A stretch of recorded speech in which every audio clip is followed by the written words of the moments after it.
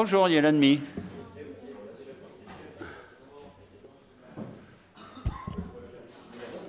Elle sera pas là. Il faut absolument mettre David dehors. Voilà. Avec son canotier, il faut le mettre sur le côté. On peut procéder à l'appel. Voilà. Monsieur Picard. À l'appel du 18 juin. Je suis taureau, mais... On a changé de place. Oui, il ne voulait pas être à côté du malade. Non, Jean-François, il ne voulait pas être à côté de... Monsieur Picard, vous êtes filmé. Allons-y. Monsieur Guy Bustin. Présent. Madame Caroline Di Cristina. Présente. Monsieur David Bustin. Madame Fabienne Delcourt. Absente. Procuration Monsieur Guy Bustin. Il a été rappelé par son employeur. Madame Louisette Maximovic. Monsieur Simon Didier. Monsieur Jean-François Smith. Monsieur Serge Forte. Monsieur Joël Sider. Monsieur Bernard Liégeois. Monsieur Tadej Maximovic. Monsieur Richard Zimaniac. Monsieur Jean-Luc Houbard. Absent. Procuration à Monsieur Joël Sider. Monsieur Hervé Tourbet. Absent. Procuration à Monsieur Didier Simon. Monsieur Éric Philomètre. Absent. Procuration à Monsieur Bernard Liégeois. Madame Isabelle Kowalski. Absente. Procuration à Monsieur Maximovic Tadej. Madame Ghislaine Salingue. Absente. Procuration Il arrive en retard avec son job. à Jean-François Smith. Madame... Elle a fait procuration quand même. Pardon, elle a fait procuration quand même, mais elle arrivera un peu en retard, comme d'autres d'ailleurs. Madame Ludwig Adeline. Absente. Elle sera pareille. Procuration à Monsieur Richard Zimaniac. Madame Émilie Tourbet. Pareil, elle est au médecin pour ses petits-enfants. Procuration à Monsieur David Bustin. Madame Puissien Laura. Absente. Procuration à Madame Caroline Di Cristina. Ouais. Madame Cherkefos Martine. Alors, elle vient d'arriver, parce qu'elle est chez médecin. Absente. Oui, donc elle va peut-être procuration arriver. à Monsieur Serge Forte. Voilà. Monsieur Lemoine Joël. Monsieur Abrica Jean-Luc. Madame Myriam Machuel. Et Madame Marie-Claude Piquet, absente. Procuration à Madame Louisette Maximovic. Le quorum est atteint, Monsieur le maire. Eh bien, le quorum était atteint, étant atteint. Oh, c'est dur à dire, ça. Hein? Étant atteint, comme la tarte, on va pouvoir commencer le conseil municipal du 18 décembre. Bien, on va d'abord commencer par des nouvelles un peu tristes. D'abord, je voudrais adresser toutes mes condoléances en mon nom personnel et bien sûr au nom du conseil municipal et le personnel à Patricia Delorme qui nous a quittés brutalement sans avoir même le temps de bénéficier de sa retraite. Ensuite, on va adresser nos condoléances à Sylviane, à Madame Watley et à sa famille pour le décès de son père et à Anne, forcément, pour le décès de son grand-père. Aussi un décès pour la mère de Stéphanie Varlet. Et puis encore un décès qu'on a appris hier, qui est d'ailleurs sur le site. L'enterrement, c'est vendredi à 14h, me semble-t-il, oui, c'est ça. La famille de notre ami Jean-Claude Smet, on va prononcer comme son nom S-M-E-T-S, Smet, qui est l'ancien président des anciens combattants et autres fonctions qu'il a remplies au cours de sa vie. Voilà. Et quand même, une félicitation pour récupérer ces tristes condoléances, et également présenter nos félicitations pour son Pax à Madame Cagnot-Océane. Voilà, on va finir sur une touche quand même un peu plus agréable. Maintenant, on va désigner un secrétaire de séance, eu égard à notre marché de Noël qui s'est déroulé de façon extraordinaire, même en matière climatique. J'ai eu monsieur le maire de Corday tout à l'heure qui m'a dit « Vous avez bien réussi, effectivement, on a bien réussi, mais c'est pas le tout d'avoir le temps, il fallait avoir les équipes derrière. » Donc je tenais au nom personnel, en mon nom personnel et tous de mes collègues, de féliciter Bernard, sans oublier Catherine et son équipe, sans lequel une telle réussite n'aurait pas pu avoir lieu. Donc non seulement Bernard, tu es secrétaire de séance, on te félicite, et comme la tradition l'oblige, c'est toi qui paieras le pot de l'amitié à la fin du conseil municipal. On te remercie. Merci Bernard.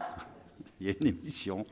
Voilà. Bien, ceci étant dit, on va procéder à l'ordre du jour de la séance. Ordre du jour de la séance. Donc, adoption du compte-rendu du 17 octobre. Tout le monde a eu en temps et en heure ce compte-rendu. En réunion préparatoire, on en a discuté, il n'y a pas eu d'observation. Donc, je suppose qu'on peut passer au vote. Y a-t-il des abstentions, des avis contraires? Eh bien, je vous remercie. Ensuite, demande d'ouverture dominicale 2020 pour le supermarché Match. C'est une loi du mois d'août 1995 pour l'égalité des chances économiques. Nous avons été saisis par le magasin Match pour l'ouverture de ces 12 dimanches, conformément à la loi. D'autre part, sauf erreur de ma part, Monsieur Picard, l'agglo de Valenciennes ne nous a pas du tout contesté cette décision. Donc, les dates sont les suivantes. Alors, 12 janvier 2020, le 12 avril, le 3 mai, le 28 juin, le 16 août, le 30 août. Donc là, on rentre en période de vacances, le 6 septembre, le mois de novembre pour la Toussaint et les dimanches de décembre, dimanche matin. Hein, je crois qu'il ouvre ou toute la journée. C'est à lui de gérer ça, mais nous, c'est donné pour le dimanche. Le 6 décembre, le 13, le 20 et le 27 décembre 2020. C'est-à-dire... Non, mais il y a des jours de forte vente où ils préfèrent peut-être ouvrir l'après-midi. Voilà. Donc, on va passer au vote parce qu'on se doit de passer au vote. Y a-t-il des abstentions, des avis contraires? Eh bien, il a gagné le match. Tarif sur les cartes des transports de personnes âgées. C'est quelque chose qui remonte à très très longtemps. C'est lorsque le syndicat des transports a été mis en œuvre. C'est ce qu'on appelait en son temps, peut-être encore maintenant d'ailleurs, la carte Lila. C'est-à-dire que les personnes, on va dire les personnes qui sont éligibles, ce sont des personnes âgées de 65 ans et plus, forcément, qui bénéficient d'un prix réduit. Ce prix réduit, le transporteur, pour lui, c'est 75 €, l'autorité organisatrice du transport, 75 €. La ville a décidé, pour aider justement les faibles revenus de ces personnes, d'abonder, de leur faire payer 30 €. C'est-à-dire que le reste à charge de la ville serait de 45 €. Et aujourd'hui, nous avons à peu près, c'est une vitesse de croisière, une cinquantaine de demandes sur l'année, ce qui fait que le budget global de l'opération se situe entre 2 250 € et 2 500 €, parce qu'il y a des gens qui prennent, sans mauvais jeu de mots, surtout en ce moment, le train en marche. Voilà, c'est simplement la ville abonde sur le reste à charge à hauteur de 45 €. Pas de questions sur le dernier journal municipal, on en a parlé d'ailleurs. Hein. Donc s'il n'y a pas de questions, on va passer au vote. Y a-t-il des abstentions, des avis contraires? Eh bien, je vous remercie. Excusez. Maintenant, nous allons passer à la présentation de fin d'année des différents syndicats dont nous sommes adhérents. Le premier de ces syndiqués, c'est le SEV, c'est le syndicat des eaux du Valenciennois. Et le deuxième, c'est le SIAV, c'est le syndicat qui va changer, qui va s'appeler le SMOUB, c'est le syndicat, on va dire, d'assainissement. Donc d'un côté, c'est l'eau propre, mais de l'autre côté, on va appeler ça l'eau sale. Alors, en ce qui concerne le SEV, le syndicat des eaux du Valenciennois, je vais vous donner lecture, mais il est bien évident que ces deux rapports ici, que vous voyez qui sont assez importants, sont à votre disposition au secrétariat général. Hein. Mais je vais d'abord vous donner les grandes lignes du SEV, syndicat des eaux du Valenciennois, dont le siège se situe à Try-Saint-Léger. et dont M.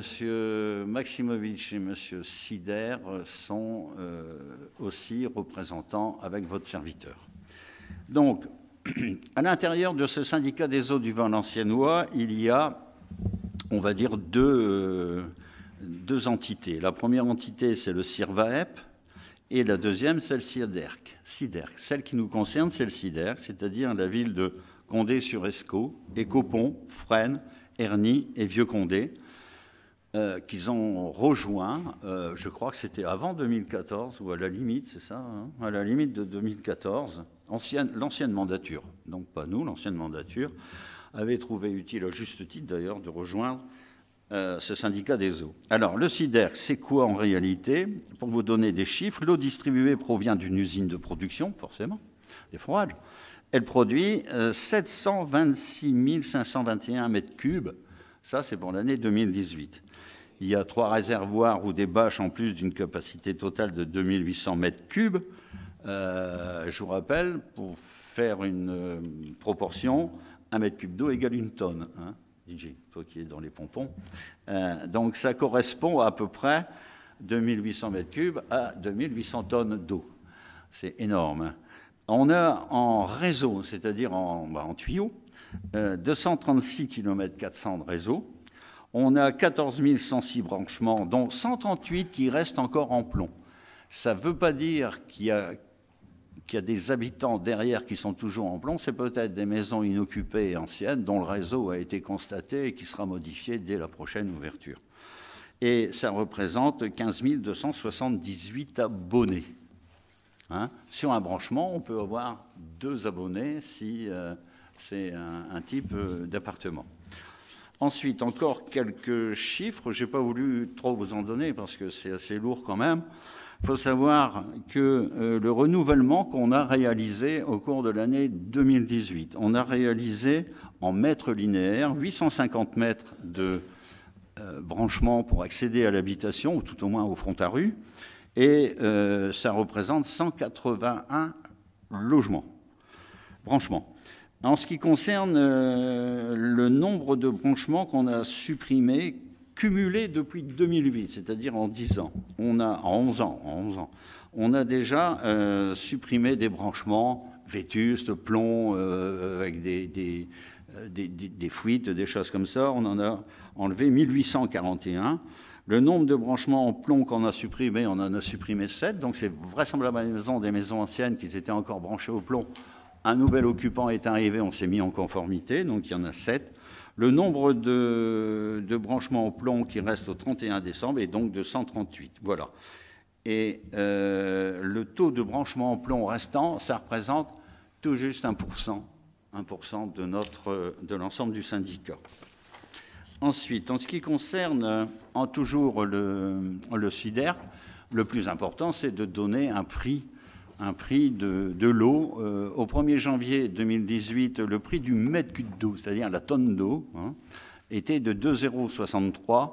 Et cette année, pour 2019, ça a diminué, mais ça a diminué de 0,6%, c'est-à-dire au lieu de 2,63, c'est 2,62. Mais donc c'est en réalité, c'est une stabilisation des prix au mètre cube d'eau. Encore un autre chiffre qui est intéressant, ça nous donne l'évolution de la facture. L'évolution de la facture est considérée pour un ménage avec 2 enfants à 120 mètres cubes, 120 tonnes d'eau. À 120 mètres cubes. C'est une stat nationale, c'est un chiffre qui est pris de cette manière. En janvier 2017, ce foyer payait 313,26 € par an, bien sûr. Hein. Au 1er janvier 2018, 316,06 € avec la même consommation. Et il revient en légère diminution, c'est-à-dire entre 313 et 316. Il se situe à 314,09 € au 1er janvier 2019. Voilà, j'en ai terminé pour le SEV. Si vous avez des questions, je suis à votre disposition. Sinon, le document sera au secrétariat général, hein, Nicolas. Voilà. Bien, s'il n'y a pas de questions, on avait déjà abordé le sujet et puis nous assistons à l'ensemble des réunions. On va passer au vote. Des abstentions, des avis contraires, c'est une information, mais il faut voter. Voilà, je vous remercie. Ensuite, on va passer au SIAV. Je ne rentre pas volontairement dans le détail de la loi NOTRe qui sera applicable au 1er janvier 2020, tout au moins applicable par l'agglo de Valenciennes, dont le président et l'ensemble des agglomérations, de l'agglomération de Valenciennes, a décidé d'avoir pour par exemple, ces deux syndicats, l'OPROP et l'OSAL, on va l'appeler comme ça, d'avoir une notion de territoire, c'est-à-dire que c'est les 35 communes qui auront la compétence pour gérer ces deux syndicats, qui seront appelés forcément à disparaître au 1er janvier, mais compte tenu qu'il y a des élections en mars 2020, il va y avoir une période intermédiaire sur laquelle les différentes personnes, parce que pour gérer ces deux syndicats, il faudra bien évidemment être élu à l'agglo, ce qui n'est pas le cas actuellement, parce que c'est des syndicats qui étaient, entre guillemets, indépendants de l'agglo. Donc, on va en arriver au SIAV. Alors, le SIAV, pour vous rappeler, c'est au 1er janvier 2019, Sylviane, 1er janvier 2019, que le SIARC a été le syndicat intercommunal d'assainissement de la région de Condé, a cessé d'exercer sa compétence au profit du rattachement au syndicat intercommunal d'assainissement de Valenciennes. Vous voyez, c'était déjà la prémisse de la loi NOTRe, c'est-à-dire de se groupir. Alors, je vais vous donner aussi là quelques chiffres. Bien sûr, ils sont aussi à votre disposition. Le financement des investissements 2018, ça a été des travaux réalisés à hauteur de 13 millions hors taxes de travaux réalisés. Ah oui, vos serviteurs auprès de ce syndicat, c'est M. Maximovitch, M. David Bustin, votre serviteur, et en suppléant, c'est M. Joël Sider et M. Didier Simon. Voilà, c'est ça les suppléants. Donc 13 millions d'euros de travaux réalisés, financés à hauteur de 8 millions par l'emprunt, financés à hauteur d'1 million par les subventions, et financé à hauteur de 4 millions par les fonds propres du SIAV. Ensuite, pour toujours vous donner des chiffres, si j'arrive à tout retrouver, ce qui est vraiment très intéressant, le SIAV, en réalité, c'est quoi? C'est 12 communes importantes, parce que ça représente quand même 125 000 habitants, 124 859. Il y a 49 390 usagers de service, c'est-à-dire un foyer Roger. Ensuite, d'autres notions importantes pour vous donner exactement ce qu'est le SIAV. J'ai noté les chiffres principaux. On a fait au SIAV, parce que c'est une structure assez lourde, vous imaginez le nombre de tuyaux qu'il y a en dessous, parce que on oublie ces services-là. On ouvre le robinet, on trouve normal que l'eau potable, elle coule. Mais derrière ça, c'est une usine à Shadok, comme on disait dans le temps, qui pompait. Et puis, on ne s'aperçoit pas, comme ça, on tire la chasse d'eau. Voilà, ça fonctionne, on prend sa douche, allez, l'eau s'en va au réseau, il pleut, ça s'en va. Mais derrière, il y a ce qu'on appelle une mélodie en sous-sol, comme le film. Et là, il faut voir le travail qu'il y a derrière. C'est comme un peu quand on sort sa poubelle le dimanche soir, le lundi matin, on la trouve ramassée. C'est normal. Mais derrière ça, il y a des hommes qui travaillent, et parfois difficilement. Alors, on a fait un plan d'action pour répondre aux obligations d'un arrêté, parce que les arrêtés, tu sais bien, toi, DJ, ça tombe en permanence. On a des arrêtés, des préconisations nouvelles. On a dû assurer un diagnostic permanent ou périodique des ouvrages, c'est-à-dire qu'on a mis des outils qui nous permettent de surveiller le réseau, renforcer la surveillance en continu du réseau, limiter par temps de pluie le déversement d'eau non traitée en milieu naturel. Ça, David et Max, c'est une discussion importante qu'on avait, parce que de l'eau de pluie qui vient artificiellement rentrer dans le tuyau dans lequel on a de l'eau sale, on surcharge artificiellement la station d'épuration et ça nous coûte très très cher. Alors que cette eau, normalement, elle devrait, par effet de percolation, comme quand on fait un café, s'infiltrer dans la nappe. Et moi, j'ai eu la chance de visiter de fond en comble des gens comme Toyota ou d'autres d'ailleurs. Quand on voit la surface macadamisée, c'est assez affolant. Mais d'un autre côté, Toyota maintenant récupère ses eaux de toiture et ses eaux de sol de manière à les rentrer dans son process. Mais n'empêche que c'est un vrai problème sur lequel il faut qu'on se penche absolument au SIAV. On a mis aussi à jour quelque chose d'important, c'est le RSDE, c'est le rejet de substances dangereuses dans l'eau. Effectivement, il y a des entreprises, par accident, bien souvent c'est d'ailleurs par accident, rejettent dans le réseau de la pollution. Ce qui fait qu'on la récupère, mais jusqu'au bout, hein, on la récupère aussi dans les steppes, dans les stations d'épuration. Et là, on a fait véritablement une action là-dessus. Ensuite, il y a d'autres chiffres ou d'autres informations que je voulais vous donner. La gestion patrimoniale de maintenance et d'entretien des ouvrages. Oui, ça c'est quelque chose qu'il faut passer le message. Vous, messieurs, dames qui nous regardez, je tiens absolument à passer le message. Voilà, donc je m'adresse à vous. Réparation des... C'est difficile à dire. Hein, des sauts... Non, mais non, des obstructions. C'est-à-dire que, voilà, ces bouchages. 2018, par nature de bouchons. Ne croyez pas qu'on a cherché, c'était un bouchon de vin, un bouchon de champagne. Non, de bouchons par commune. Sur l'ensemble des 9 communes pour l'instant, parce qu'on s'est axé sur les caméras qui avaient été placées sur le syndicat avant notre arrivée. Eh bien, je vais vous dire, et c'est là le message que je veux vous passer, mesdames et messieurs, qu'est-ce qui bouche les tuyaux? Un produit tout nouveau qu'on retrouve maintenant partout, les lingettes. C'est-à-dire que les obstructions par lingette, sur 1000, il y en a 450. C'est marqué biodégradable, mais la biodégradabilité se constate quelque temps. Pendant ce temps-là, le temps que ça traverse le tuyau, que ça arrive, voilà, c'est 450. Le deuxième, c'est des dépôts de graisse. Ça, c'est classique, voilà. Et ensuite, on tombe sur des dépôts de sable, des effondrements, des dépôts de boue. Donc ça, c'est normal. Mais les lingettes représentent 50%. 50%.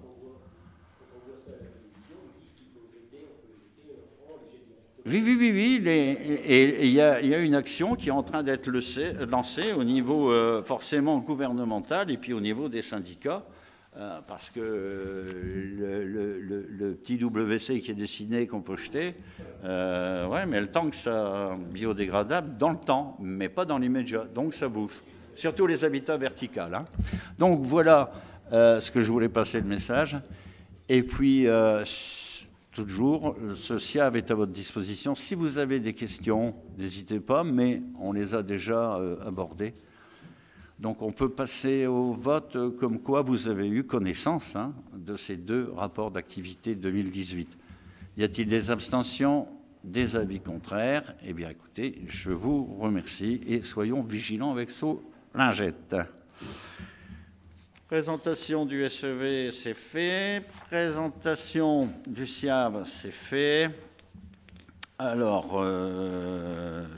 comptabilité, finance, monsieur le maire, merci de me passer la parole. Bon, l'adjoint en finance, bah, c'est comme ça la vie. Bien, vous savez tous qu'on a dans nos, on va les appeler sous-traitants, services extérieurs, des gens du CAPEP. Le CAPEP, ce sont des personnes du Comité d'action pour l'éducation permanente. Le but, c'est de faire de l'insertion. On avait tendance dans le temps, à RMI, on oubliait le I d'insertion. Et là, moi, ce que je vous propose simplement aujourd'hui, c'est renouveler notre confiance à ces femmes et ces hommes, il y a les deux, au CAPEP, qui nous accompagnent souvent dans des travaux d'espaces verts, surtout espaces verts, mais c'est tous des secteurs qui sont repérés par nous, évidemment. Hein. Il ne faut pas Il faut adapter le travail qu'on confie à ces gens-là à la nature du travail et à la difficulté et à la technicité parfois. Hein. Mais ce sont véritablement des équipes de bonne volonté qui font un travail dont on a absolument besoin de toute façon. Donc, je vous propose simplement de renouveler le contrat, la convention pour l'année 2020. C'est pour ça qu'on me la présente en 2019, c'est pour éviter d'avoir une rupture dans nos travaux à hauteur de 60 000 €. Le prix est inchangé par rapport aux autres années. Hein. Ils sont logés chez... comment derrière chez Van Hems. Voilà, c'est un local qu'on loue 7 000 € par an, je crois. Hein. Derrière chez monsieur et madame Van Hems. Vous voyez où? Centre-ville. Donc là, je vais vous demander une nouvelle fois la confiance et le vote. Y a-t-il des abstentions, des avis contraires? Eh bien, merci pour ces travailleurs. On va faire quelque chose de voisin avec l'association Point Fort qui concerne un chantier d'insertion. Toujours pareil, le cadre d'insertion. On propose aussi de renouveler la confiance avec Point Fort qui nous accompagne.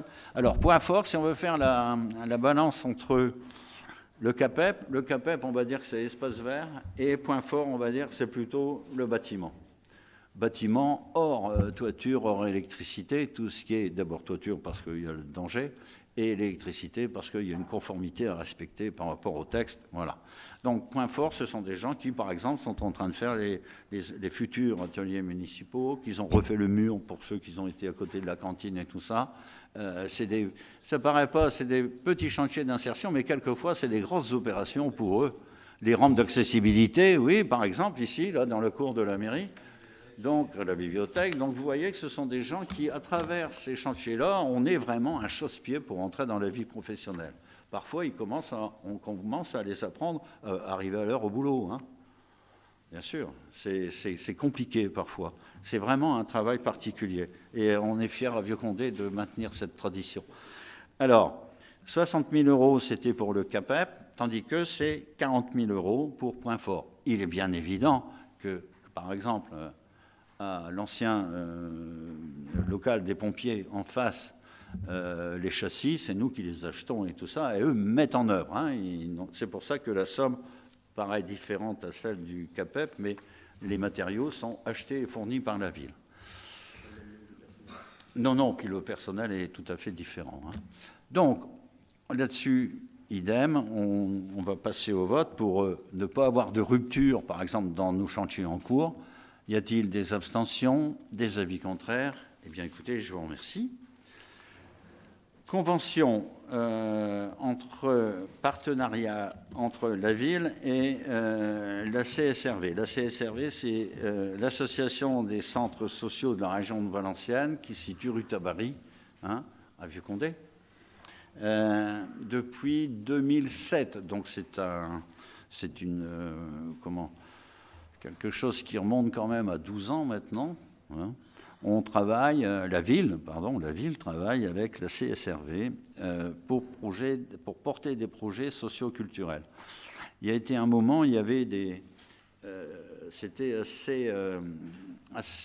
assez compliqué parce qu'on retrouvait quasiment le même public au CCAS qu'on retrouvait à la CSRV.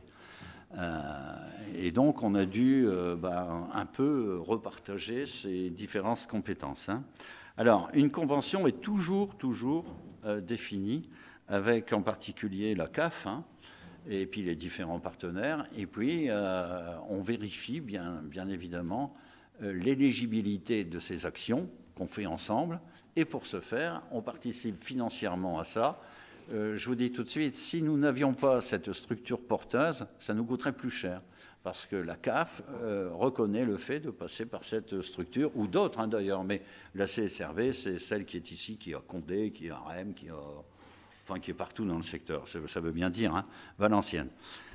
Cette année, en 2019, donc, on propose de repartir sur ce qu'on avait les autres années, je crois, Ça, oui, c'est le retour à 2019 parce que c'est à la fin des actions qu'on fait le point sur un réel constaté, on peut dire comme ça. Et puis le renouvellement des jeunes. Là, on a donc à verser en accord avec la CAF et les différents partenaires 94 316 €, chose qui est validée. Et si vous le votez, bien évidemment, mais nous avons contrôlé. Et la valorisation des charges supplétives, c'est un bien gros mot dans le budget de l'association, à hauteur de 51 954 €. Ça, c'est pour le clos et le couvert, hein, pour le bâtiment.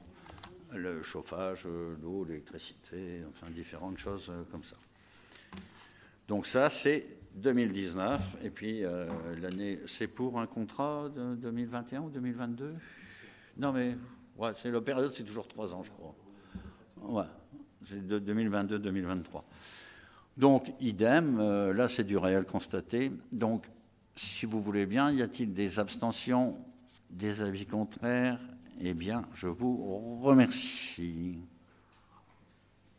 On va passer maintenant à quelque chose qui est aussi, malheureusement, nous revient généralement. Lorsque le receveur, donc le percepteur, allez, on va l'appeler comme ça, le percepteur nous a transmis une demande d'extinction de créance, c'est-à-dire qu'il y a des gens qui nous sont redevables d'une certaine somme. Généralement, c'est pour la cantine scolaire,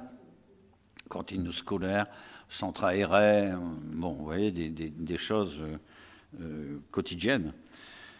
Là, on a 207,20 €. C'est-à-dire que M. Savary, receveur-percepteur de Condé, a utilisé tout ce qu'il pouvait utiliser pour récupérer ces sommes. Et là, on en arrive vraiment à la fin de parcours. Donc, il nous demande de bien vouloir éteindre la créance, c'est-à-dire supporter en perte et profit, pour ceux qui connaissent une comptabilité autre que celle d'une collectivité, 207,20 €. C'est quelque chose qu'on retrouve régulièrement, compte tenu de la situation des gens.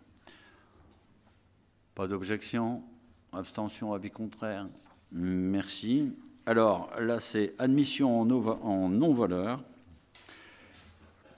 Il correspond des titres qui ont été émis, écoutez bien, entre 2015 et 2019.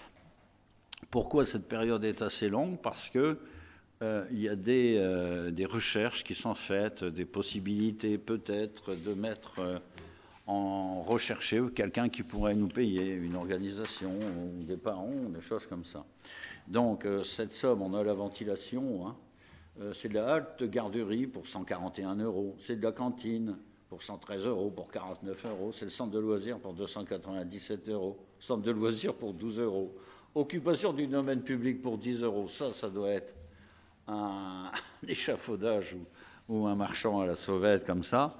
Donc cette somme quand même, depuis 2015 à 2019, donc 15, 16, 17, 18, 19, en 5 ans, parce que les intervaux, comme on dit, hein, en 5 ans, représente 2198,49 €. J'allais faire du Krasuki, moi, là. Donc là, pareil, monsieur le percepteur a utilisé tous les outils qu'il y avait pour recouvrir cette somme. Malheureusement, il n'y est pas arrivé, donc il nous demande de bien vouloir passer ça, on va dire, en perte et profit, pour parler comptablement.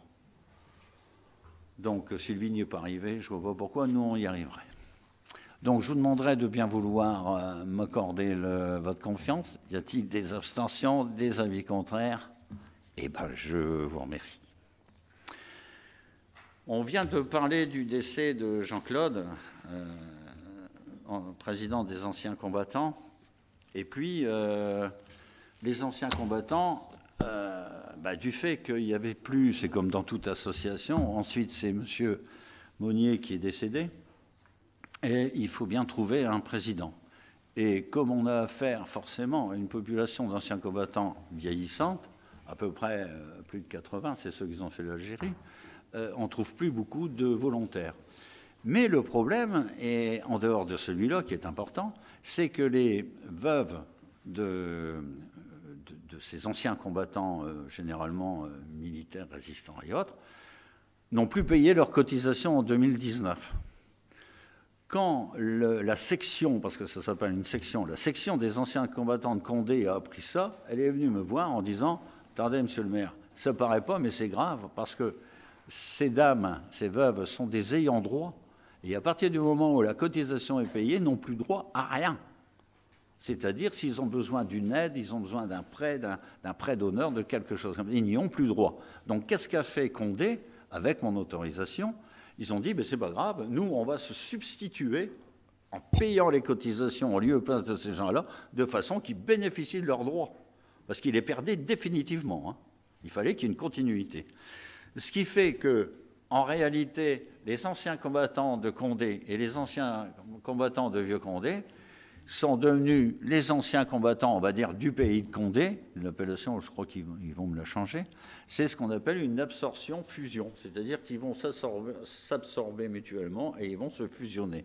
C'est pour ça que je vous demande de bien voter pour 2019, parce qu'il y a eu un bug, une erreur de frappe. Elle est sur table, on l'a remis sur table. Ce n'est pas une prime de départ, vu que ça existait avant. Donc, on revient à une subvention de 600 € à l'association. Voilà. Donc, vous avez vu le nouveau porte-drapeau, c'est M. Jean Harel, maintenant.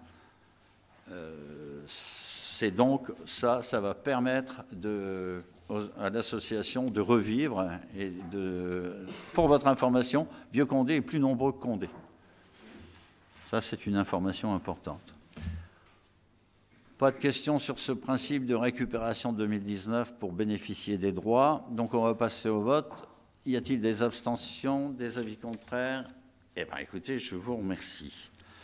Maintenant, on va passer aux subventions 2019. Je dis bien, ce n'est pas une erreur de ma part. 2010. De toute façon, je ne fais jamais d'erreur. Subvention 2010. Si, je fais des erreurs? Non, jamais. Bah ouais. Subvention 2000.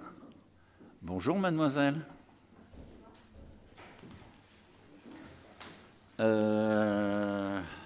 Mademoiselle, ça lui fait plaisir. 18h07. Bien. Bernard, t'as noté? Monsieur le secrétaire de séance. Bien sûr. Alors, 2019. Association Créa Récup. C'est une association qui récupère des choses, qui leur donne une deuxième vie, peut-être une troisième d'ailleurs, pour faire des créations artistiques. Oui, artistiques surtout. J'ai déjà vu des chemins de table, des choses comme ça, qui étaient faits avec beaucoup d'idées, beaucoup de science. Donc, ils font ça avec des matériaux de récupération. Ils ont déposé une demande de subvention pour l'année 2019, alors qu'ils sont installés depuis quelques mois. Ouais, mais ils ont fait déjà des expos et tout ça, hein, je les ai vus. Donc, subvention de départ, 220 €. Il n'y a pas d'opposition? Bien, je vous remercie. Abstention, avis contraire, parfait. Sportitude, pareil. Alors, Sportitude, ce sont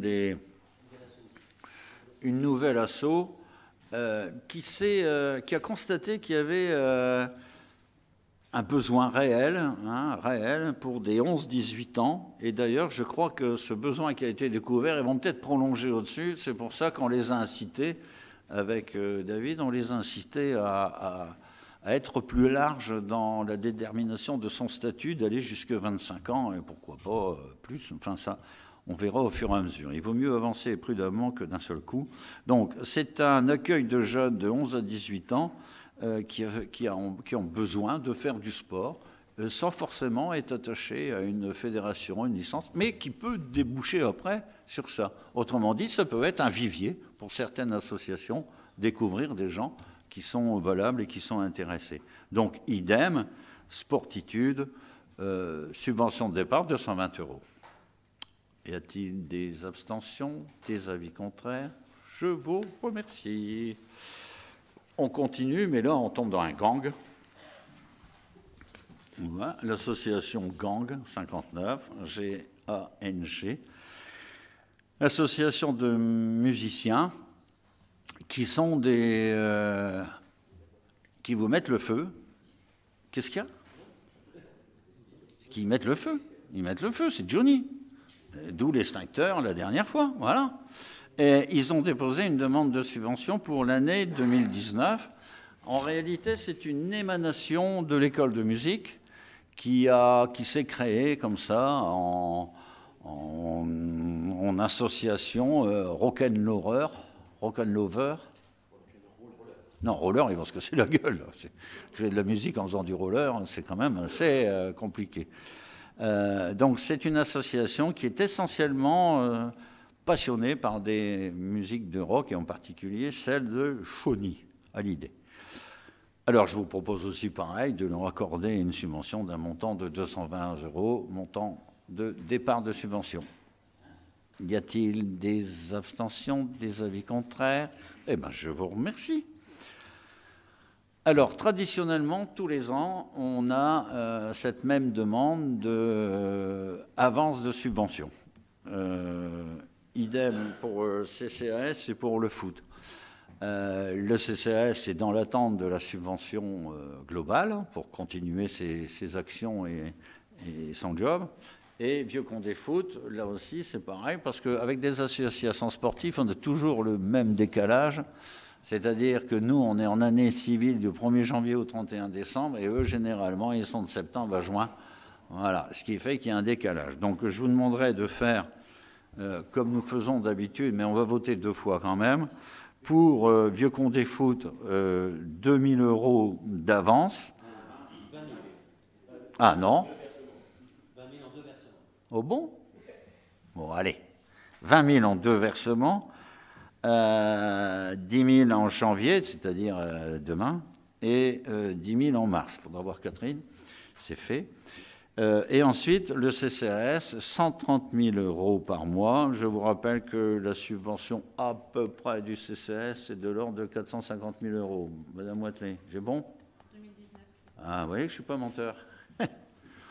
Donc, on va voter 2 fois. Hein. Donc, la première fois, pour Vieux Condé Foot, 20 000 € en 2 fois. 10 000 en janvier et 10 000 en mars. Y a-t-il des abstentions, des avis contraires? Pas d'hors-jeu? C'est bon, je vous remercie. Ensuite, pour le CCAS, une somme globale de 390 000 € en 3 versements de 130 000, janvier, février, mars. Y a-t-il des abstentions, des avis contraires? Eh bien, je vous remercie pour le bureau d'aide sociale qui maintenant est un CCAS. On continue dans les subventions traditionnelles que l'on retrouve tous les ans. C'est ce qui concerne l'USEP. L'USEP, c'est l'école Marcel Caby qui va régulièrement en classe de neige pour les CE2 et CM2. Donc, à chaque fois, ce que l'on propose, c'est une somme de 4 500 € et c'est toujours pour le transport des enfants qu'ils ont la chance d'aller avec leur école on va dire aux classes de neige. Allez, on va appeler ça classe de neige. C'est quand même quelque chose de super sympa. Voilà, à travers l'USEP. L'USEP ne fait pas que nous demander des sous. Elle est aussi très active dans ses manifestations, du poker jusqu'à la brocante. Et au marché de Noël, dont les huîtres et le vin blanc étaient excellents. J'ai dit les huîtres et le vin blanc. Même Zézette, elle a fait un cendrier avec les coquilles. Vu que Père Noël, c'est une... Voilà, ça c'est fait aussi. Bien, donc, je vous demanderai de bien vouloir voter pour l'USEP Marcel Caby, 4 500 € pour les gamins. Tout le monde est d'accord? Y a-t-il des abstentions, des avis contraires? Eh bien, écoutez, je vous remercie. Et puis maintenant, je vais passer la parole à Madame la première adjointe qui va nous parler de la modification du tableau des effectifs et de la filière animation au 1er janvier 2020. On va se marrer. Non, ça va aller vite aujourd'hui. On va pas se marrer? Non. Non, donc cette modification est due au second pôle de restauration qui a pour conséquence une augmentation du nombre d'enfants accueillis pour la pause méridienne. Nous sommes passés à plus de 600 enfants le midi. Donc, afin d'assurer la continuité de la qualité de l'accueil, il convient de créer 4 postes d'adjoint à l'animation à 9 heures par semaine. Et donc, dans le même but de qualité de service, il est également nécessaire de créer 2 postes d'adjoint à l'animation à 20 heures par semaine pour renforcer l'accueil périscolaire du mercredi. Oui, non, mais... On vote. Attends, j'ai perdu un papier. Je ne voudrais pas raconter de conneries. Bien. C'est quelque chose qui revient aussi. Donc ce matin, on avait conseil d'administration du CCS. Voilà, c'est des questions qui reviennent constamment. Donc, y a-t-il des abstentions, des avis contraires? Eh bien, merci Caroline. Continue maintenant sur la modification des tableaux des effectifs. De la filière culturelle. Donc, afin de pouvoir recruter un agent issu de la filière culturelle pour renforcer l'équipe de la bibliothèque, il convient de créer donc un poste au 1er janvier 2020, un poste d'adjoint du patrimoine à temps complet. Pas de questions? C'est bien, hein? On va passer au vote. Y a-t-il des abstentions, des avis contraires? Eh bien, je vous remercie. Caroline, tu as déjà fini? Ah ouais? Pour une fois. Mon Dieu, là. Allez. Technique, urbanisme. L'enrhumé.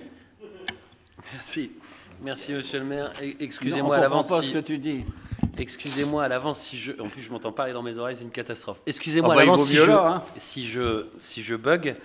Le 4.1, convention de clôture du PNRCAD Bellurier entrée de ville. Comme vous le savez, nous sommes en fin de programmation PNRCAD, alors non pas sur les travaux, mais sur les conventions, puisque tout ça a été validé par l'Agence nationale de rénovation urbaine, ce qu'on appelle l'ANRU. Et donc, nous avons des conventions de clôture à faire sur chaque chantier qui concerne la ville de Vieux-Condé, comme dans d'autres communes de Valenciennes Métropole. L'objet, donc, c'est la convention financière, c'est un peu l'arrêt des compteurs, des sommes restant à charge de chacune des parties qui sont parties prenantes dans cette opération. Donc concrètement, nous avons délibéré déjà sur cette convention financière. Je rappelle quand même que les premières discussions sur le PNR4 datent de 2010, que nous sommes arrivés en 2014 et qu'aucun chantier n'était en activité. Ce qui fait donc que nous avons dû courir... C'est notre première réunion. Exactement, c'est notre première réunion à l'Aglo. Ce qui fait donc que nous avons dû courir après... les différents sujets pour pouvoir relancer les projets. Et donc, en 2017, une convention financière a été validée avec SIGH, qui est le bailleur. On parle là de Bellurier entrée de ville, c'est-à-dire juste en face de la cité Taffin, là où vous voyez actuellement l'immeuble en cours de construction. Donc, nous avons validé au conseil municipal, alors c'est pas un bug, mais c'est parce qu'il manquait la date du 17 octobre 2019, donc vous voyez que c'est pas très vieux, l'avenant de clôture. Et dans cet avenant de clôture, il y a la clé de répartition. Aujourd'hui, c'est la validation de cette clé. Cette clé de répartition pour cette programmation, cet îlot Bellurier entrée de ville, concerne l'acquisition du foncier, forcément, puisqu'il faut d'abord acheter le foncier, le terrain, le curage de l'îlot, c'est-à-dire la démolition des bâtiments existants, et la création de 15 logements locatifs sociaux, dont 13 en construction neuve, celle que vous voyez actuellement, collectifs et individuels, puisque vers le Jard, on aura aussi 3 maisons individuelles qui seront face au Jard, qui sont très jolies également, une signature, et 2 réhabilitations qui sont le long de la rue Bellurier et qui sont un peu dans le prolongement du marchand de légumes, etc., rue Bellurier, où on a un dessin un peu particulier. Donc on n'a pas souhaité les démolir, on a souhaité les réhabiliter pour garder un peu cette signature. Le coût de cette restructuration, c'est 344 902 € hors taxes, avec les participations financières suivantes, c'est-à-dire les gens qui viennent mettre l'argent dans l'opération. Désolé pour les chiffres, mais il faut que je sois précis. 78 680 € de l'ANRU, l'Agence nationale de rénovation urbaine, 39 340 € de la région Hauts-de-France, et ensuite, le reste à charge, c'est ce qui est prévu dans toutes les conventions de PNRCAD, est à 50-50 avec Valenciennes Métropole. Si on met 1 € ou si l'Aglo met 1 €, c'est pareil, ça sera en face la même chose. C'est pour ça que vous retrouvez 2 montants complètement identiques, 57 422 €, 50. Je rappelle donc que si on n'avait pas une programmation comme celle-là, on aurait un ticket à 114 000 €, etc. En termes de montant, puisque Valenciennes Métropole n'avait pas cette obligation d'abonder à 50% du reste à charge de la ville. Ce qui veut dire concrètement que quand il y a un investissement de 344 902 €, le reste à charge pour la ville de Vieux-Condé n'est que de 57 000 €. Ça veut dire que les subventions, on va les appeler comme ça, sous une forme ou sous une autre, ou en tout cas les aides, représentent 287 000 €. Donc je tenais quand même à le signaler parce que pour construire 15 logements, avec une participation pour la ville, encore une fois, très restreinte, moins de 60 000 euros, 57 422 exactement, je trouve que, encore une fois, ça justifie la présence de l'Agence nationale de rénovation urbaine et la requalification des quartiers anciens dégradés dont la ville de Vieux-Condé avait besoin depuis 2010, mais que nous avons mis en route depuis 2014. Voilà pour la première convention Bellurier entrée de ville.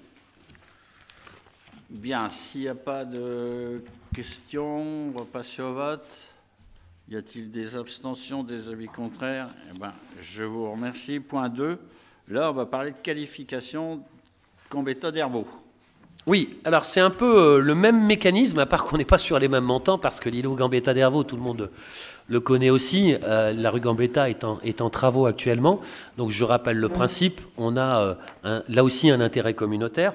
Les dates 2010-2012 sont les mêmes, parce que c'est qu'une seule programmation. C'est un ensemble d'opérations sur le territoire de Vieux-Condé.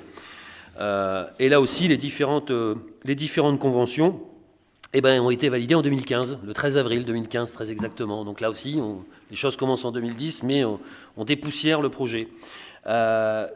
L'objectif, c'est la démolition des anciens bâtiments occupés sur le site. Donc on l'a vu, pour une partie, c'est déjà en cours. La construction de 43 logements locatifs, dont 30 logements sociaux, dont 30 logements locatifs en collectif, c'est-à-dire en immeuble, c'est le face à rue, c'est Partenaire Habitat pour information, et 13 logements seniors en PLS. La volonté, c'est aussi d'avoir du plein pied senior dans la future Venelle qu'on va appeler d'ailleurs Gustave Eiffel, puisque nous avons eu accord de la fondation Gustave Eiffel qui nous a donné son autorisation et on en est très fiers. Donc on a aussi 13 logements seniors qui sont en cours de construction. Certains ont déjà été attribués d'ailleurs. Oui. Ils vont être, des remises des clés sont prévues au mois de janvier, sauf erreur de ma part. Ensuite, la construction d'une vingtaine de logements en accession. Là, on est plutôt sur l'accession à la propriété, puisque c'est la mixité de l'Agence nationale de rénovation urbaine sur la partie rue d'Hervaux. Et puis la construction qui est en cours aussi, puisque c'est en 2 phases, mais une grosse partie est déjà pratiquement terminée, des 910 mètres carrés de cellules commerciales dont vous pouvez déjà découvrir la pointe. Maintenant, ça commence à vraiment se dessiner, les châssis sont posés, etc. On avance. On a la pharmacie qui est à la pointe, on a Sabrina la coiffeuse qui est de l'autre côté, et en entrée, de l'autre côté, on va avoir par exemple le poste de police municipale que nous avons acheté. Et puis bien sûr les aménagements des espaces adjacents, c'est-à-dire qu'on recrée des voiries, on requalifie des rues. La rue Gambetta va être refaite de A à Z. Là en ce moment elle est en plein chantier. Donc on a d'abord fait passer tous les réseaux, enfin toutes les choses qu'on doit faire habituellement dans des gros chantiers comme cela. On a eu d'ailleurs une réunion la semaine dernière, je crois, avec les riverains pour les informer des différentes étapes. Concrètement, la rue Gambetta en elle-même, je parle des voiries, sera terminée en février ou mars ici en début de cette année. Tout ça pour un coût global de 3 143 301 euros et 46 centimes. C'est plus de 3 millions d'euros injectés sur cette opération. L'ANRU, sa participation, un peu comme tout à l'heure, on est à un peu plus d'1 million d'euros. La région, 580 000 euros. Le reste à charge pour la ville et à égalité, même principe, même montage avec Valenciennes Métropole, chacun 654 815 euros et 47 centimes. Encore une fois, désolé d'insister, mais j'y tiens beaucoup parce que c'est des dizaines d'heures de réunions et de combats, que ce soit à la région, à l'agglo, à Paris, etc. Parce qu'on ne fait pas des projets comme ça en restant derrière notre chaise dans notre bureau. Ce programme est de 3 143 000 euros. Le reste à charge pour la ville est de 654 000 euros. On a 910 mètres carrés de cellules commerciales, on a presque 50 logements et on a 2 rues qui vont être entièrement et intégralement requalifiées. Je pense que par les temps qui courent, la chasse aux subventions est toujours ouverte, mais toujours de plus en plus difficile. Là, on a vraiment un exemple concret d'un territoire qui bouge, y compris au sein de Valenciennes Métropole, parce que si Valenciennes Métropole n'avait pas porté l'ANRU, on n'en serait pas là aujourd'hui. Donc voilà, retenez une chose, quand on met, nous, Ville de Vieux-Condé, sur nos fonds propres, 654 000, et que le reste, 2 500 000 euros, arrive par les différents acteurs, à la région, à l'agglo et à l'ANRU, l'Agence nationale de rénovation urbaine, je pense que c'est bien de le saluer par les temps qui courent. Sans compter les VRD. Les VRD sont dedans. Les VRD auraient dû nous coûter 1 900 000 euros pour donner un ordre d'idée. Et aujourd'hui, le reste à charge est de 654 000 euros. Voilà. Bien. Il n'y a pas de questions. S'il n'y a pas de questions sur cette magnifique réalisation, on va passer au vote. Y a-t-il des abstentions, des avis contraires? Eh bien, je vous remercie. On va passer à l'immeuble rue Victor Hugo. Là, je vais reprendre... Ah, pardon. Ah non, c'est le plus dur. Ah, c'est le plus long. Oh. Non. Alors, le PLUI. oui, j'y vais. L'appui. Donc, le PLUI. Je vais essayer de résumer la chose parce que c'est quelque chose qui, là aussi, a demandé beaucoup de temps. Sinueux et tortueux. Oui. Aujourd'hui, les communes sont régies par un règlement de construction. Chaque commune, quand quelqu'un veut construire quelque chose, faire une extension, etc., il y a un mode d'emploi. Chaque commune, individuellement, a son mode d'emploi avec ses avantages, ses inconvénients, ses différents choix. Il y a deux catégories aujourd'hui de procédures. Il y a les plans d'occupation des sols, les POS, et les plans locaux d'urbanisme. Ce sont deux versions. Le POS étant plus ancien que le PLU, qui est déjà une étape de révision. C'est-à-dire qu'il y a des communes qui sont encore en POS. La ville de Vieux-Condé est encore en POS, puisqu'elle avait instruit, sous le mandat précédent, un PLU qui a été retoqué au tribunal administratif en 2013 ou 2014. Donc on est redescendu en POS. Et en parallèle à tout ça, la réglementation a permis à ce que Valenciennes Métropole, comme beaucoup d'agglos, c'est pas spécifique à notre agglo, a déclenché ce qu'on appelle un PLUI, le Voté I pour à l'Assemblée intercommunal. nationale. Donc plan local d'urbanisme intercommunal. La volonté, c'est quoi? C'est d'avoir une entente et une cohérence Le territoire. sur les 35 communes, avec une volonté de réglementation à l'identique. Alors, à l'identique, mais avec les spécificités de chacun. On ne peut pas comparer une commune rurale de Valenciennes Métropole et une commune de centre comme nous, par exemple, de plus de 10 000 habitants. Ou par exemple nos amis de Sebourg, d'Artres, etc. Forcément, les besoins ne sont pas les mêmes.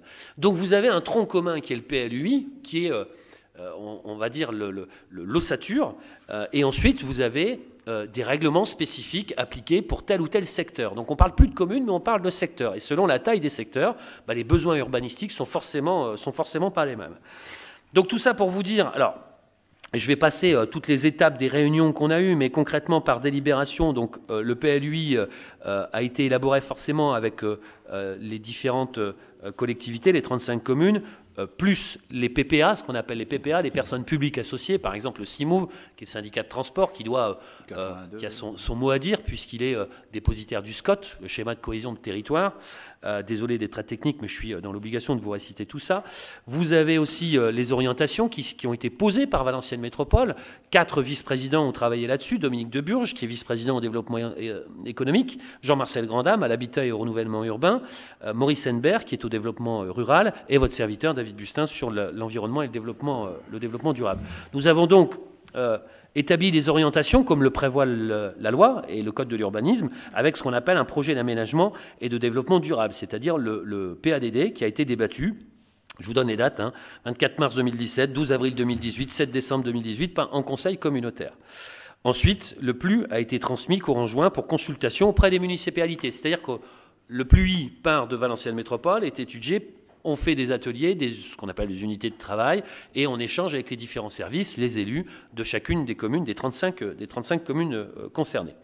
Il y a un bilan de cette concertation, tout ça est réglementaire, donc on en tire un bilan, on ajuste les choses, les règles. Telle commune nous a demandé de faire attention à telle chose ou autre. Nous, pareil, Ville de Vieux-Condé, votre serviteur qui suit aux travaux et à l'urbanisme, avec les services que je remercie d'ailleurs, parce que le travail a été très bien fait, sous l'égide d'Antoine Boquillon. Voilà, tout a été fait en sorte pour qu'on fasse des allers-retours et que ça reste toujours constructif, mais en tenant compte d'une notion de 35 communes. Donc avec des sectorisations qui sont importantes et qui nous laissent quand même une marge de manœuvre. Donc aujourd'hui, conformément au code de l'urbanisme, les conseils municipaux sont dans l'obligation de se prononcer. S'ils ne se prononcent pas, ça sera un avis favorable dans les 3 mois. 3 mois à côté du 15 octobre. C'est-à-dire que l'agglo a fait ce qu'on appelle son arrêt de projet. Ouais. Donc concrètement, l'arrêt de projet, ce n'est pas l'élaboration du PLUI, c'est juste on pose le stylo. On pose le stylo et on passe en période de consultation. Donc la consultation, dans ces grandes étapes, c'est ensuite l'enquête publique qui sera faite au printemps 2020, après les élections municipales. L'objectif, c'est l'entrée en vigueur du plan local d'urbanisme intercommunal en automne 2020. Le plus près possible, ça sera automne 2020. Alors selon forcément les procédures et les réglementations. Donc chaque commune, les 35 doivent se prononcer au sein de leur conseil municipal pour valider cette opération. Je ne reviens pas sur les réunions, mais je voudrais quand même citer un chiffre. 163, c'est le nombre de réunions qu'on a fait. les VP, le président, les différents services de l'agglo, les communes concernées. On a fait des réunions publiques, on a fait des réunions ateliers spécifiques, on a tourné dans toutes les communes, bien sûr à Vieux-Condé également. Le soir, Donc, après 18h. Ah oui, ça on n'a pas compté nos heures. Donc voilà, aujourd'hui on est invité à se prononcer sur ce qu'on appelle les OAP, c'est-à-dire les orientations d'aménagement et de programmation. Prochaine étape, enquête publique.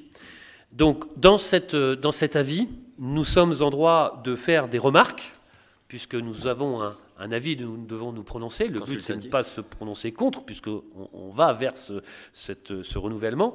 Mais nous avons établi ici, alors je ne vais pas rentrer dans le détail, parce que c'est des parcelles cadastrales ou des choses comme ça qu'on a constatées et qu'on aimerait avoir des rectifications. Pour le faire, il faut pouvoir délibérer aujourd'hui, valider, sous réserve de l'application de ces remarques pour que Valenciennes Métropole, tout simplement, comme les autres en collectivités, tienne compte, comme toutes les communes, comme les 34 autres le font actuellement. Je pense que j'ai tout dit. Si, une dernière chose, toutes les communes qui sont en POS, il y en a 11 sur Vieux-Condé, sur l'agglo, pardon, il y en a 11 au total. Les POS sont caduques à partir du 31 décembre 2019. Ça veut dire qu'on redescend en RNU. RNU, c'est vraiment l'ancienne version.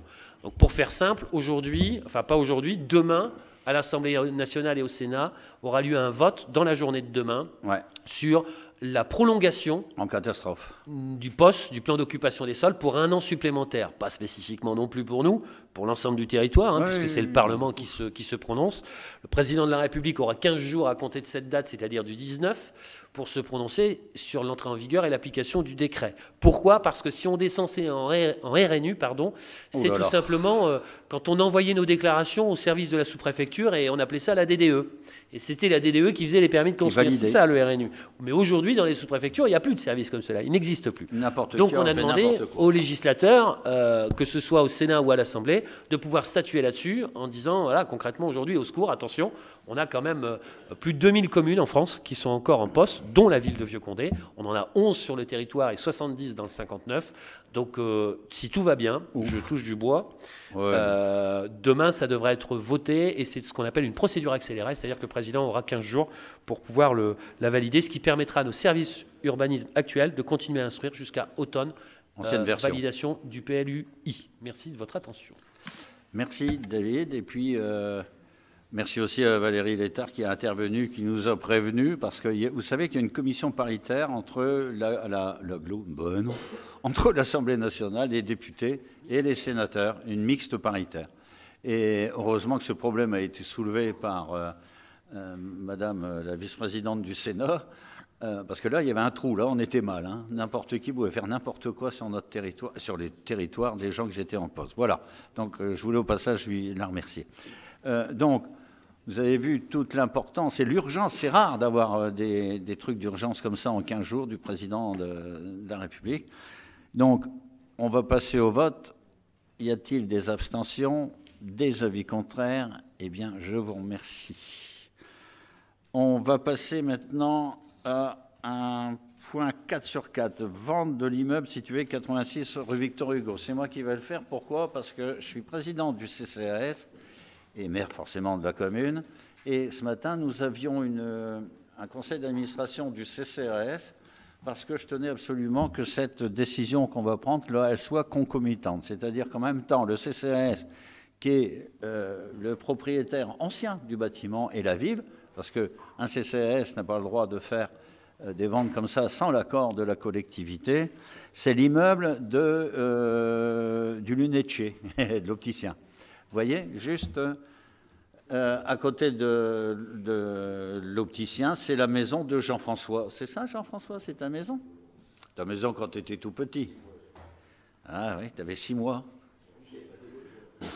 Alors, cette habitation, elle n'était pas adaptée à recevoir du public, parce que quand on ouvre la porte, il y a l'escalier et tout ça, enfin, passons. Donc, on a demandé de s'en libérer, ce que le CCAS et la ville ont fait bien volontiers, souvenez-vous. Et nous avons demandé au domaine de faire l'estimation, comme la loi nous y oblige. Et les domaines ont fait une estimation à distance, comme on dit, c'est-à-dire ils ont regardé ce que c'est l'habitation, nombre de mètres carrés, situé centre-ville, ils ont fait une estimation 115 000 €. Nous avons trouvé ça un peu élevé. La preuve, on n'a personne qui est intéressé par ce rachat. Et on a demandé là qu'il se déplace et qu'il fasse une expertise sur les lieux, une visite de risque, comme on appelle. Et donc, il est venu, il a estimé, après avoir visité les lieux, à 77 000 €. Donc, ce matin, le conseil d'administration du CCAS a donné un avis favorable pour cette vente à ce prix-là. Et bien évidemment, la commune, je vous demanderai de bien vouloir suivre aussi le CCAS et de mettre cette vente à hauteur, à dire d'experts, de 77 000, j'ai dit, mais comme a été évolué par les domaines, voilà. Et non pas les dolmens où vous êtes, les domaines, voilà. Il a été évolué à 77 000 €. Donc, dès qu'on aura voté, forcément, la procédure suivra son cours auprès de la sous-préfète et nana. Et j'ai demandé qu'on mette en publicité rapide ce bâtiment qui se situe centre-ville à un prix tout à fait maintenant abordable pour des familles, j'espère, vieux-condéennes. Voilà. Donc, je vous demanderai de voter la confiance à ce prix-là pour permettre cette vente. Y a-t-il des abstentions, des avis contraires? Eh bien, je vous remercie. Maintenant, on va revenir à David, au service technique. Oui. Et aux travaux, c'est l'habitation place Vermersch. C'est ça. Alors, pour situer, c'est l'ancienne ferme. Je ne vais pas donner le nom, mais c'est l'ancienne ferme que tout le monde connaît, je pense, sur la place Vermersch. Son prénom, c'est Rudy, c'est ça. Donc, c'est au numéro 36. C'est une parcelle qui fait... Alors, ce n'est pas la maison qui fait cette parcelle, hein, c'est 2027 mètres carrés, c'est la parcelle en elle-même, qui appartient à Maison et Cité.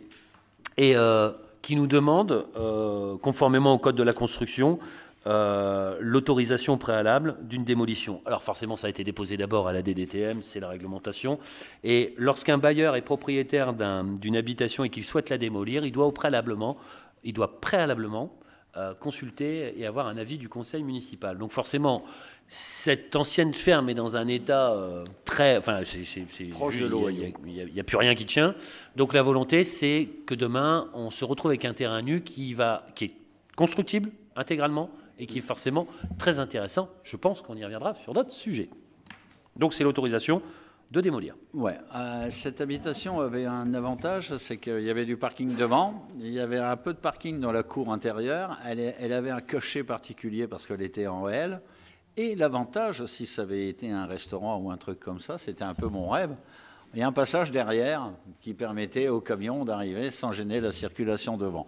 Mais comme Soginorpa est devenu Maison et Cité, sont devenus HLM, s'ils la vendaient, ils étaient obligés de la remettre en état. Par contre, s'ils la vendaient quand ils étaient ancienne version, ils pouvaient la vendre moins cher à un ayant droit et plus cher à quelqu'un de classique comme nous. Par contre, avec ce changement de statut au 1er janvier 2018, je crois, comme ils sont devenus HLM, comme ça coûte plus cher de tout remettre de plomb, paf, il vaut mieux raser. Ça nous libérera du terrain. Voilà. Merci David. Tout à l'heure, on a cité le prénom. Moi, maintenant, je vais faire Fabienne. Non, on va voter. Mais après, je vais faire Fabienne. Parce que Fabienne est absente, donc il faut que je la remplace. Là, on a fait Rudy, on va voter. Et quand je pense qu'à mon ami de son vivant qui disait tout le jour qu'il voulait racheter, et voilà, la maison, elle est partie maintenant. Donc, vous voyez où ça se situe, pas besoin de faire plus de précision. Y a-t-il des abstentions, des avis contraires? Eh bien, je vous remercie pour cette parcelle constructible. Fabienne, étant donné qu'elle a été rappelée d'urgence par son employeur, elle m'a demandé de bien vouloir présenter ce point de contrat enfance-jeunesse. Vous voyez, j'avais raison, 3 ans, 2019-2022. C'est ça que j'avais dans ma tête parce que j'ai révisé tout à l'heure. C'est Ville de Vieux-Condé et la CAF. Un petit peu, c'est le même principe que la CSRV, hein, c'est le même truc. Alors là, c'est le contrat enfance-jeunesse qui s'est achevé au 31/12/2018 et il convient d'établir une nouvelle convention d'objectifs. Alors, les objectifs sont généralement calqués de cette manière. Coordination de l'enfance, coordination jeunesse, multi-accueil haut comme 3 pommes, la multi-accueil copain-copine, formation au BAFA et au BAFAD, j'allais dire, ouais, BAFD. Le relais des assistances maternelles, là on tombe en intercommunal. La LSH, le centre aéré, hein, moi j'appelle ça comme ça, pour les maternelles et les plus de 6 ans le mercredi avec les petites vacances d'été, autrement dit en dehors des périodes scolaires, ça va plus vite. L'extrascolaire pour les ados le mercredi et les petites vacances au centre socio-culturel, ce qu'on disait tout à l'heure, rue Tabarly. Et aussi, il y a une action qui n'est pas reconduite, c'est l'action de la ludothèque qui était à la Maison pour tous et qui occupait un volume et que, bon, voilà, la ludothèque, je rappelle pour les personnes qui ne connaissent pas, c'est la mise à disposition de jeux. Bon, à l'époque où on est, je crois que c'est comme le téléphone, hein, le gros noir, là c'est fini, ça, on n'entend plus parler de ça. Voilà, donc c'est simplement la reconduction d'un service très important pour la population au niveau des enfants et puis au niveau scolaire et découverte d'autres mondes. Voilà, donc y a-t-il des abstentions, des avis contraires? Eh bien écoutez, je vous remercie pour tous nos petits-enfants et les grands. Ensuite, ça c'est quelque chose d'assez particulier et on peut dire innovant, Nicolas? Oui, innovant, intéressant. Intéressant parce que c'est une convention qui est relative à l'accueil d'éveil entre la mairie et le conseil départemental.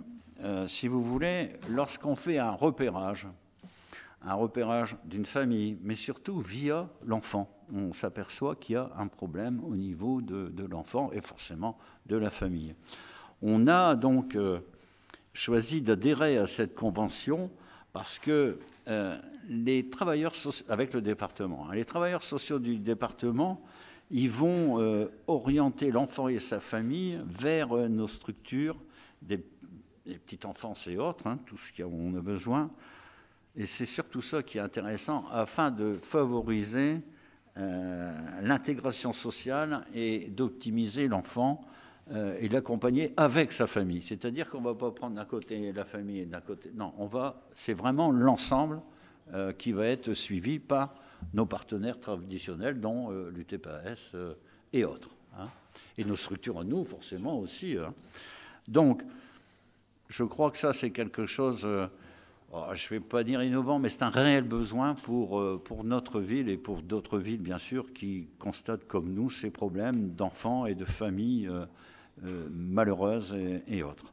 Donc, le département va participer aux frais réels qui seront nécessaires à la coordination du suivi de l'enfant et de la famille.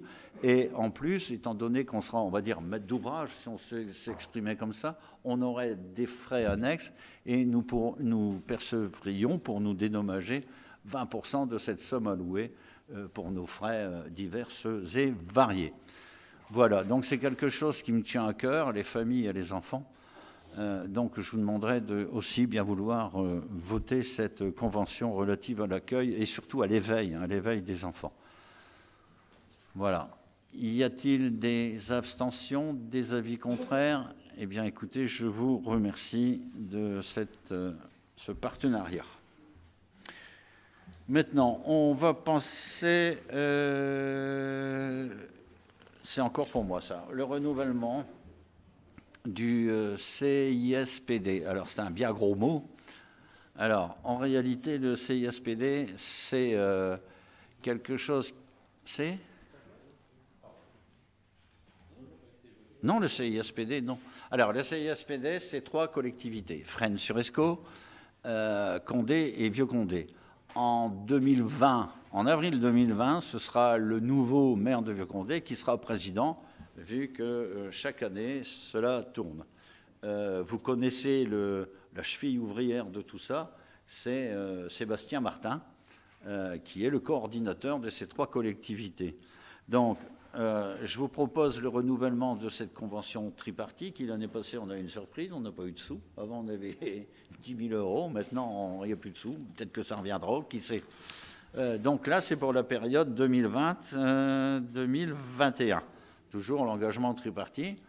Nous hébergeons la personne, Sébastien Martin, mais par contre, ses salaires et ses charges, hein, tout ce qui est autour de ses rémunérations, sont divisés par 3. Hein, on participe tous les 3. Donc c'est quelque chose qui est très très important. Et d'ailleurs on avait un monde fou à une dernière chose qu'on a fait et qui me tient aussi particulièrement au cœur, c'est le problème des femmes battues, des féminicides. On est arrivé à 122 décès réellement constatés. On a pulvérisé tous les records.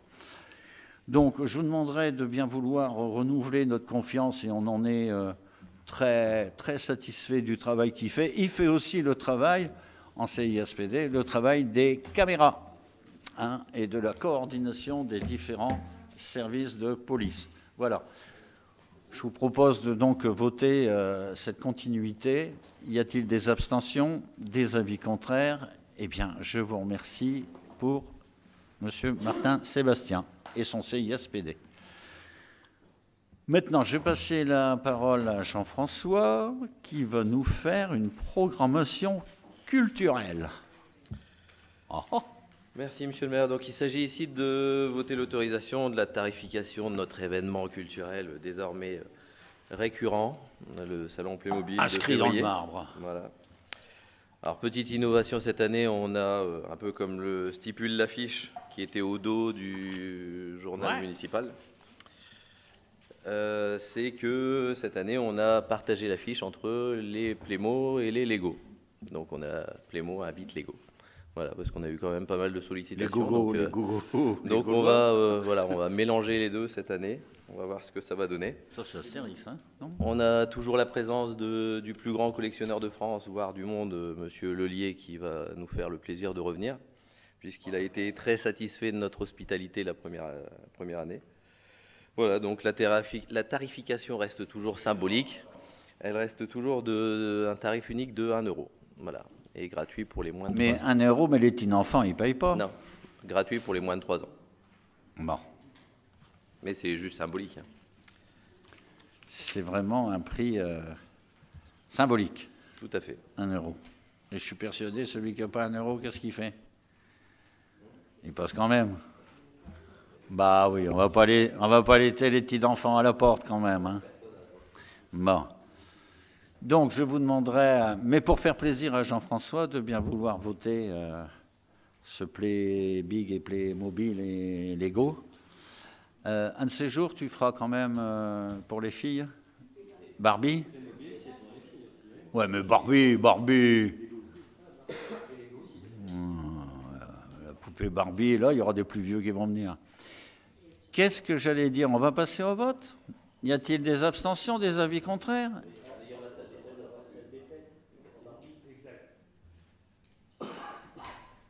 En période électorale, on ne parle pas de salle des fêtes, Jean-François, je te l'ai déjà dit. Bien, donc maintenant, on va passer, du fait que c'est voté, au lot offert durant l'action Playmobil. Monsieur le secrétaire de séance, vous voulez bien noter l'arrivée de Ghislaine. Monsieur Bernard, vous avez noté? Oui, donc lors de l'expo, il est de coutume justement d'offrir des cadeaux aux participants des différents concours. C'est l'autre qui a enrhumé, c'est lui qui parle dans ce nez, hein. C'est terrible. Donc, outre le concours de diorama qui se passe sur les 2 jours, on a aussi des petits concours ponctuels tels que le concours de foot, le concours de dessin, le tournoi de hockey et ainsi de suite. Et quand il y aura Barbie, ça sera des concours. Donc à chaque fois, on offre, donc le plus gros, c'est quand même les 2 concours de diorama qui ont lieu sur les 2 jours. Mais donc, on a besoin d'acquérir un certain nombre, un nombre conséquent quand même de lots et donc de boîtes Playmobil pour un montant total de 1 800 € à peu près, je crois. Voilà. Et donc, l'intégralité sera redistribuée sur les 2 jours. Mais Jean-François, il arrive toujours à faire des miracles. Quand j'ai vu ce qu'il a donné aux enfants des écoles primaires, comme livres et tout ça, les maternelles, c'est des jouets, mais là, c'est encore des Playmobil et compagnie. C'est des longues négociations, monsieur le maire. Bon, fais attention de ne pas être actionnaire Playmobil. Donc, c'est vrai aussi, merci Jean-François pour tous ces petits enfants que les familles ont été plus que satisfaits. Et je voudrais profiter aussi de l'occasion, avant de voter, de remercier le service communication, mise en page et autres, parce que le journal municipal a vraiment été bien accueilli en distribuant les colis, avant d'être souffrant, dans les familles chez nos anciens qui adorent avoir un journal municipal, ça a été vraiment un cri du cœur de remerciement. Donc, remercions notre service communication. Et puis, on va quand même voter pour les lots de Jean-François. Je ne sais pas comment il fait, mais avec 1 800 €, on a l'impression qu'il... Je ne sais pas, tu fais les soldes ou... Ah, il vole? Ah oui, d'accord. Ben, tu finiras peut-être assureur. Bien. On va donc voter son crédit de 1 800 €. Y a-t-il des abstentions, des avis contraires? Eh bien, écoutez, je vous remercie. Et je crois qu'on en est fini. Pour information, vous avez quand même les décisions qu'on a prises dans le cadre de l'article L2122-22 par le maire avec des bons pour accord. Ce sont des sommes qui sont traditionnelles. Et je voudrais, avant de nous quitter, simplement adresser mes plus vifs et plus chaleureux remerciements à Sylviane. Sylviane, parce que, croyez-moi, pour l'avoir vécu, on l'a vécu un peu souvent ensemble, c'est 18 mois qu'elle a passé, Jean-François s'il te plaît, c'est 18 mois qu'elle a passé à faire l'intérim d'un poste de direction de secrétariat général. Croyez-moi, c'est pas marrant. Et puis, bien souvent, il y avait une découverte, hein, dans le placard, par-ci, par-là. Et puis, il fallait assumer. Donc, il y avait 3 paquets sur son bureau, ce qu'il faut faire tout de suite, ce qui est urgent et ce qui n'attend pas. Et je ne sais pas comment elle a fait, elle a peut-être touillé tout ça, elle y est arrivée, mais je crois qu'Anne, elle l'a aidé, et puis aussi Nicolas. Nicolas qui l'a aidé dans cette mission qui était assez compliquée et sinueuse et tortueuse aussi. Voilà, un grand merci Sylviane pour ces 18 mois de travaux qu'ils ont fini même très tard le soir. Ensuite, je voudrais vous rappeler que les vœux du maire auront lieu le 17 janvier à 18 h à la salle Draw. Je m'adresse aux gens qui nous regardent et je voudrais aussi à tous mes collègues et puis aux youtubeurs qui nous regardent leur souhaiter un joyeux Noël, une bonne et une heureuse année 2020, surtout la santé, quoique pour un élu, la santé c'est quelque chose d'assez particulier, c'est une prison, mais souhaitons quand même une bonne santé à nous tous. Et puis sachez que j'ai quelque chose dans la tête, mais je suis intimement convaincu et persuadé que le premier trimestre 2020 va être riche en événements. Je ne sais pas pourquoi, c'est quelque chose qui me revient comme ça dans la tête. Et le premier trimestre 2020, janvier, février, mars... Ah non, non, même avril, surtout le mois d'avril, je pense. Il va y avoir des gros poissons au mois d'avril. Voilà, merci à tous de votre attention. Et puis, bonne et heureuse année à tous. Et bonne année. Et bon Noël. Merci.